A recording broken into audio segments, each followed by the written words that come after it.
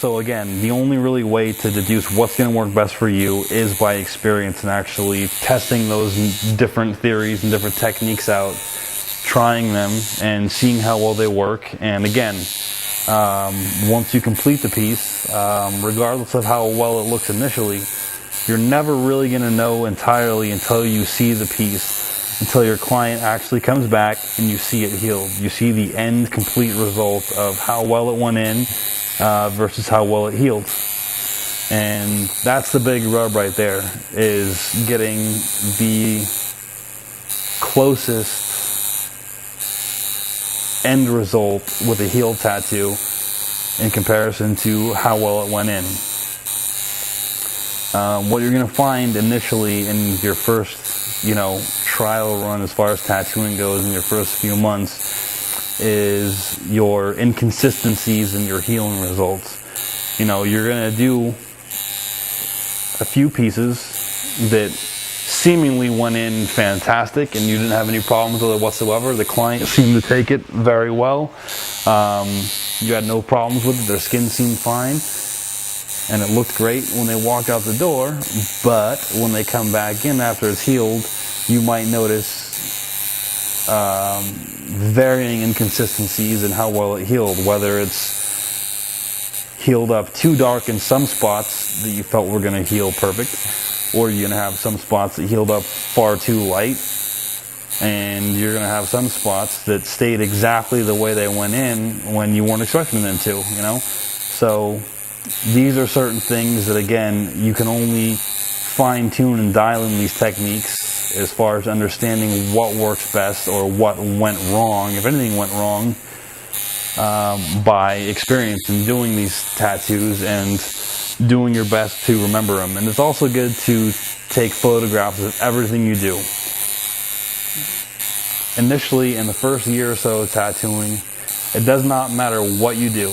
I don't care how simple, how basic, how remedial, how advanced, how complex, whether it's color, black and gray, solid black, whether you do a name, a kanji, a tribal lower back piece, a portrait, it does not matter what it is. Take photographs of everything. So that way you will have reference to every single piece you've done. So that way, when you have a client come back with a tattoo, and say you have one or several of these inconsistencies as far as how it healed or how it looked when you did the tattoo versus how it healed, you're going to have photograph. You're going to have an exact, perfect photographic reference of what you did versus how it healed. And in that aspect, you're going to be able to deduce what it was that you did in that tattoo. And you're going to be able to alter your technique to correct those flaws or imperfections or things you didn't just quite understand. But once you have that, the end result of a healed tattoo as opposed to what it is, what particular techniques you use to apply that tattoo the way you did in reference to how well it healed or how poorly it healed, you're going to be able to adjust your style or adjust your technique accordingly. And that's ultimately going to allow you to make those corrections and fix all those flaws, and you will become a better artist on a much faster rate. Your learning scale is going to grow exponentially, when you keep track of all that reference. And again, it might seem redundant and unnecessary to be taking photographs of all these little tattoos you do. You might think, oh, well, it's just a name. It doesn't really matter. It's not that important. Well, believe me, every single piece, every little square inch of ink that you apply into somebody's skin when you're learning how to tattoo, when you're learning that trade, every single dot that you apply in someone's skin is important. Every single time your needle touches the skin, that is part of you learning. So it is absolutely imperative that you keep track of every single piece you do in order for you to actually learn from that. If you forget everything you did right after you tattoo and it walks out the door, you're not going to have any idea whatsoever on how to go about improving your skill and technique. And that's ultimately what it's about. You can't just go from being a illustrator or a 2D artist or someone that works entirely with watercolor, colored pencil, or anything in general. You can't make that jump from one medium to the other and expect to just grasp it right off the bat. That is impossible. That I have never met an artist in my entire life that was actually able to make that transition like that right off the bat.